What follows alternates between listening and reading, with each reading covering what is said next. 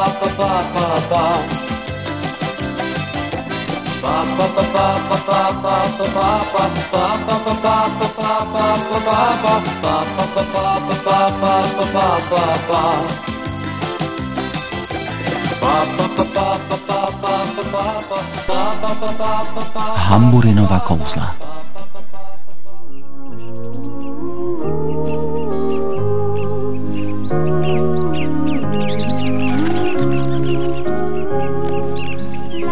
Vezměte si.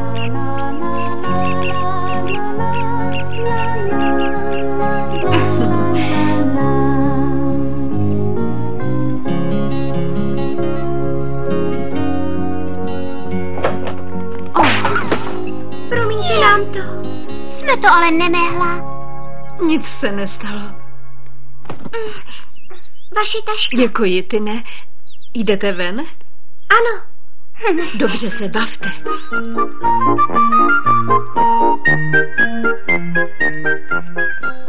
A tak se Tin a Bob stali členy Mumínkovy rodiny. Moc toho nesnědí a jsou tak malincí, že klidně najdou tužku zapadlou mezi prkna podlahy.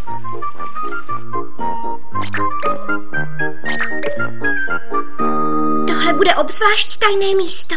Nikdo to tu nikdy nenajde. Jdeme zpátky a přineseme ten kufr sem. Myslíš, že bychom ho opravdu nemohli nechat v pokoji? A co když tam někdo vleze za tím, co budeme pryč? To by mumínci neudělali. Jsou moc hodní. To máš sice pravdu, ale nezapomeň, že do domu pustí kohokoliv. Férko! Proč pak si mi lhala, Majko? Cože já? Mumínek má pořád tu mušli, co jsem mu tehdy dala u sebe. Ale to není možné, Groka ji dostala od maminky, já jsem to viděla, opravdu. A já jsem ji viděla u něj. Ale byla to ta samá, jsi si jistá? Ano, myslíš, že jsem snad slepá? Zvláštní. Opravdu ji dostala Groka. Dobře, tak se na to půjdeme podívat. Jdeš se mnou? Myslím, že ti budu muset říct celou pravdu. Počkej! Ven s tím. Včera večer jsme se procházeli se sestrou po pláži, tam u té jeskyně, víš? No a? Našla jsem tam něco moc zajímavého. Co pak? Povídej. Pamatuješ si, jak nás nedávno zastihla na ostrově ta hrozná bouřka? Jistě, na to se přece nedá zapomenout. A vzpomínáš si, jak jsme našli na pláži tu sochu? Zřejmě jí po té bouři přineslo moře. Byla velmi krásná. O tom nepochybuj. Mumínkovi se moc líbila. Nepřipomínej mi to. Tak to jsem našla tady. Ani trochu se nezměnila. Pořád je moc pěkná. A je to ta samá? Jistě, krasavice, jenom jí chybí nohy. Nemá nohy a je dřevěná. Ano, a pořád má ten zvláštní zasněný pohled. Popravdě řečeno, mně se moc ta ženská nelíbila. Mně taky ne. Ale toho hloupého mumínka úplně pobláznila. Byl z ní přece naprosto vedle. Pořád je na té pláži? Zřejmě ano, pokud ji nám někdo mezi tím neobjevil. Zřejmě ji tentokrát vyplavilo moře tady, u nás. To nevím, prostě si tam jen tak leží. Když jí mumínek najde, určitě ji vytáhne. To asi ano. Zase s ním nebude k vydržení, bude u ní pořád sedět. Také si myslím. Možná, že si ji odnese domů a dá si ji do svého pokoje. To asi ano, ale myslím, že by neprošla dveřmi. Bude na ní zase civět celé dny s tím svým přitroublým úsměvem. Tam běžíš, nechtěla jsi jít k muminkům, slyšíš? Ano, ale vzpomněla jsem si na něco důležitého. Vzduch je čistý.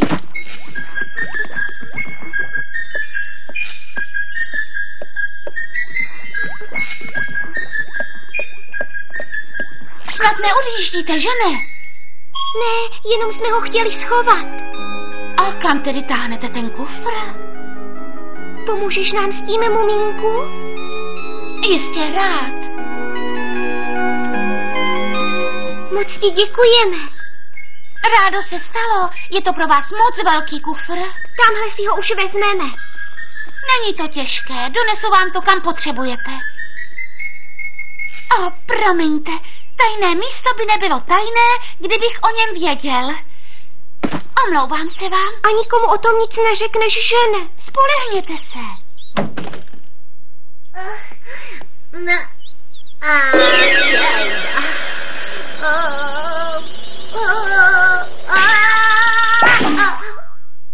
Co to tam děláš, Majko? Co asi? Lezu dolů. Jsi na to moc malinká. Nedosáhneš z jedné příčky na druhou. Dokážu ti, že se pleteš.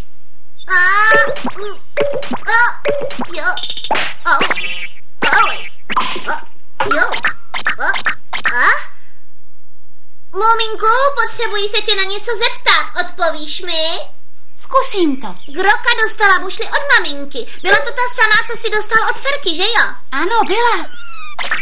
Takže ty jí mít nemůžeš, protože jí má Groka. A přesto jí mám pořád já. Jak to? To není možné. Nemáš jí. Groka dostala jinou mušli. To není pravda. Dobře, ale pro Ferčin klid to budeme říkat takhle. No, ale to je příliš komplikované. Řekni mi pravdu.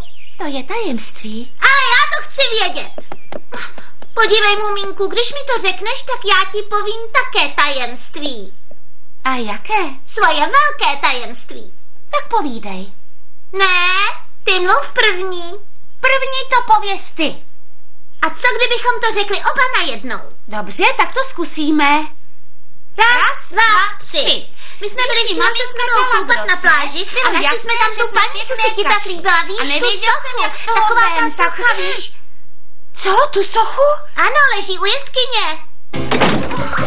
Hej, počkej, ty jsi mi neřekl to svoje tajemství. Řeknu ti ho později. To není fér, řekni mi ho hned a hned a hned.